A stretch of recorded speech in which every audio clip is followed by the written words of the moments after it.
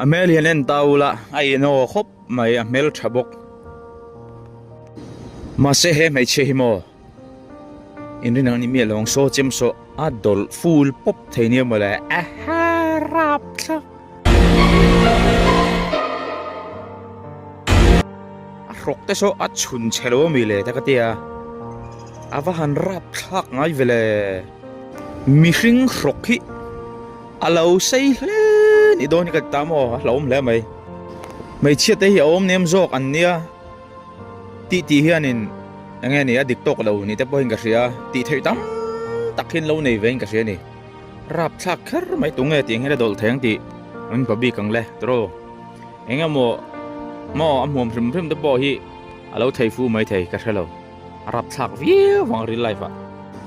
he mai chia hi enge ati tinin zot mai theya makhop mai gan chiarang nimin det ni somni pani khariat kum sang ni somni paruk tlaidar tum le mini somnga pakhat borvel khan henula korvar bek dum aktar mit bun hian san maria bobo shop dora phekhok aruwa ama I shia kanam chuan khongain he phone number 9893003390 a hiam mino heti tun kan ngena cheu ruk ti zelen hi sualani eo avadik em thil pakhat mak deuh chu ka channel subscribe to rian mirap thak ni ngai mi elo tuna khan mi pa ngai po ni la rap thak khar lo ma la iom mun I thun huna khan min subscribe the reng ania khoi te mi lo subscribe don nia mel inot de reng ne no tun la ya ruk ru hiam mai pa hian kan tam em fak mai ni dor nei to phot kachuan CCTV han vu ovek phot me te u kan lo him chok na no hei po hi tu man konga peltai lamo ruk roanga tingai ne kan thadon lo reng ani bon takani bon tak ase ruk rutlat no pangtel ani email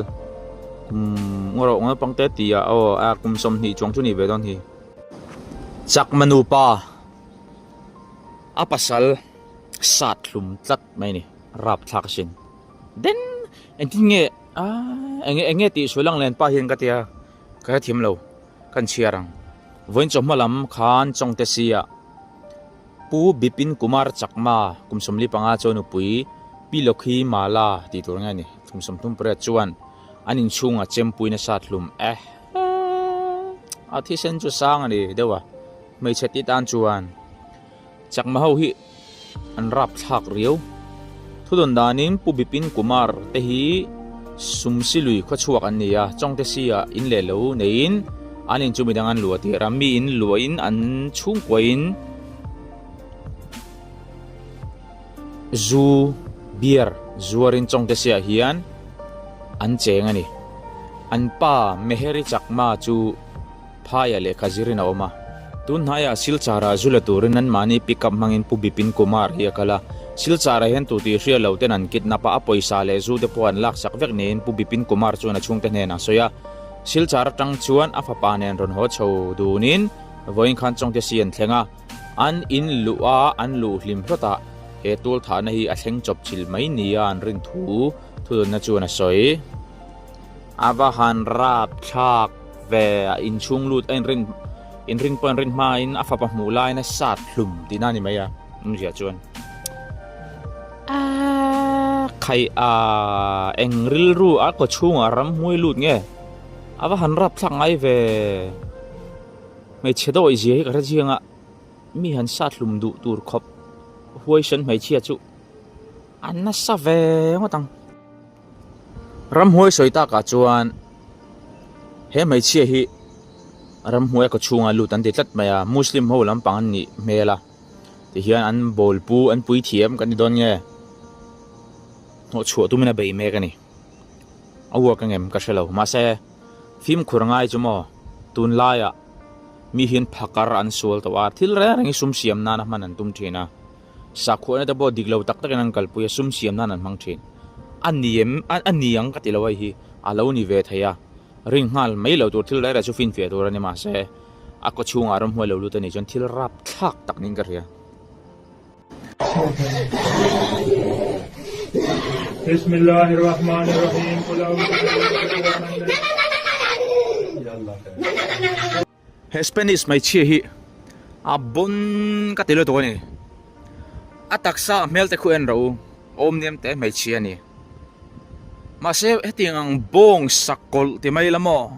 lawa mane akol lo boy ka law ni ka jo bong ka nei ngam lo ni ai pai pai chu bong nge sial kan ti dong nge kol tak tak chak tak tak an heng hi ma se an teu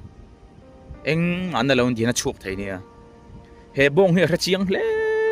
ani don nge ni ka shalo a thiam hle thil ti dang thiam hle tin ani ang nge ti chan to wang te khaya mai che hen thil ti theina hen lo nga ni hi ka ti ta thil ro pui takani amai ro chu tu na ya he miriam el rang char miriam el rang chal apasal mizo ni lo pui mpcc chala te mizo wa te han pom saka zia lo thai khop mai he Mizo Marriage and Inheritance of Property Act siam that chung chang Supreme Court zukhina tumani nge yang ti chon Supreme Court hian a thu hi thutlinga an lo pom lo nge kai ni ngai tu tan chon atoi ate tham deu ati nge High Court in asir sa ngai chon lo ngai to pot se kan hen lo thleng se ten ti nge niang khai ente Supreme Court yan lo nu chu soi lo eng tin nge azuk ti ngam zok ha thlak mizo mai che te khan in support em an support ka ring lo mizo mai che tam zok hian angai na yam lo re ring za thei lo na level sang khat ni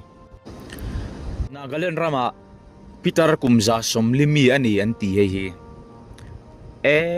afahan tam rei tak ve social media post ka munia cho dot ani thaya karing lau ti don ya karing lau ngam silo karing han ti don karing no tungam chia bok silo ka chiang lau ni bi ka mase kum upatak kum sa chuang to kum sa som ni chu chuan nge karinga kum sa som li bor veran tia mai chi hin lau dam rei thai le ni amak ka ti le mai chuan a to bera chuan konga mai chia ikal pel lonin film khurang che hetiang ang mai chi aming kal thelo tun thleng ane nu hi tiang mai cherap thak zak thailo chapau ve si mo ilo tok pal thaya film khurang che henu wang heno ilo mot pho ve hlo ange cctv mlo na mona ka film khur leng che ngala thil reng poni se tun rum dan chon du tok ri phot mayang mona min lo tia in beng in mit atlai ngai ka bai sei tun rum dan chuan mang thari vek photole in mula thuk an tum don ya